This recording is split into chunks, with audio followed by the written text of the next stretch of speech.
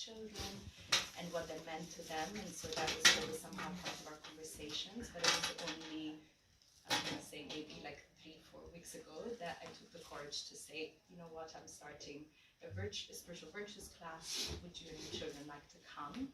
And they all said yes, which I was really surprised about.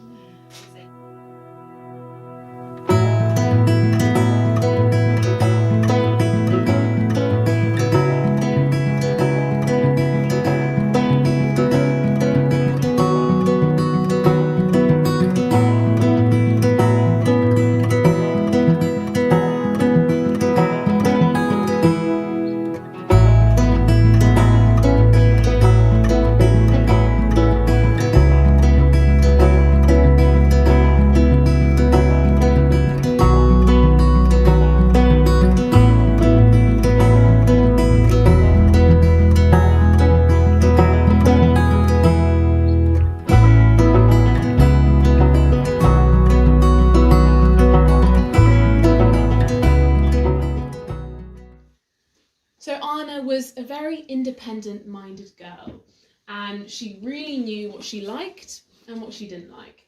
And there were 2 foods in particular that she really didn't like. So yogurt or must and dates. She really didn't like them.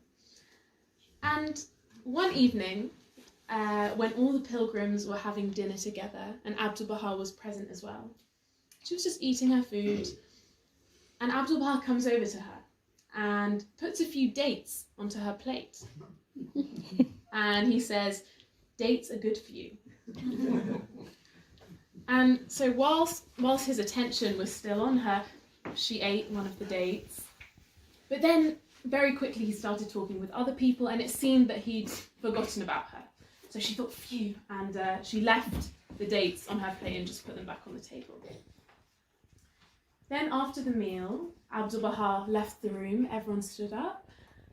And then after a while, the pilgrims started to leave as well. And then as Anna was leaving, she saw there was a little table by the door.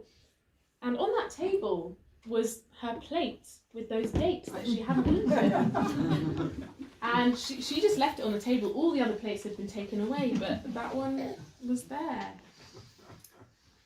And then another evening, actually, same sort of dinner situation, Abdu'l-Baha again comes over to Anna and he says, must is good for you.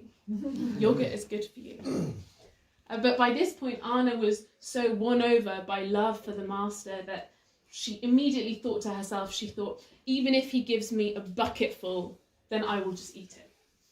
And then Abdu'l-Baha smiled at her and said, it will not be necessary.